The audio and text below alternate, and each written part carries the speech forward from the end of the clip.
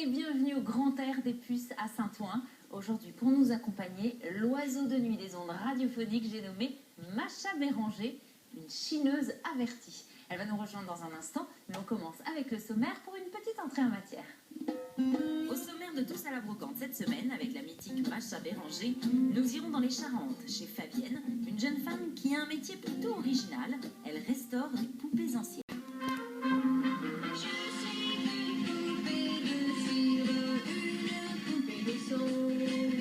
Fabienne a beau avoir passé l'âge de jouer à la poupée, elle passe ses journées au milieu des baigneurs et des nounours, car elle en a fait son métier.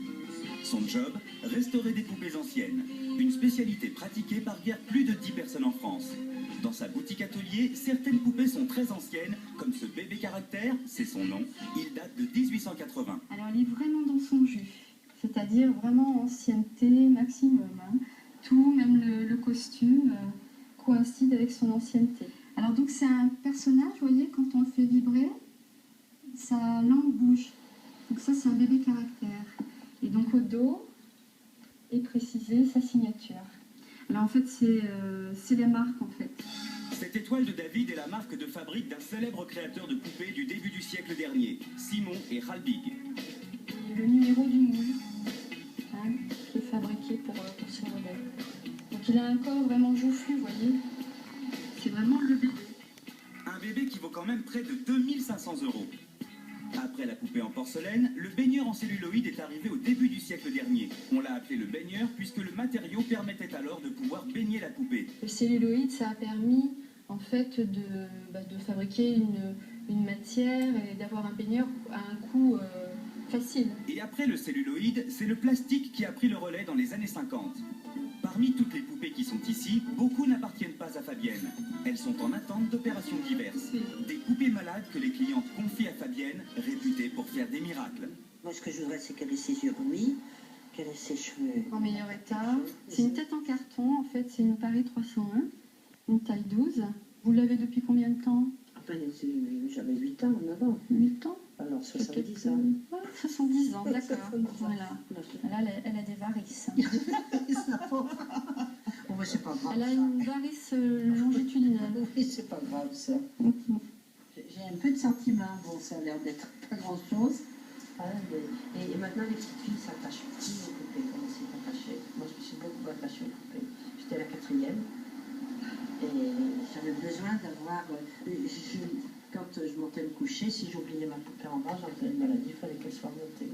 Et je crois que ça a disparu, ça. Tu as une école pour préparer les poupées?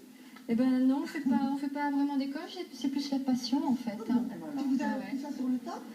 C'est plusieurs métiers cumulés en fait.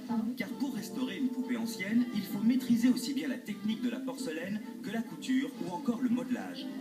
Dans un mois et demi, Hélène viendra chercher sa poupée restaurée pour la modique somme de 200 € pour une poupée qui en vaut 400.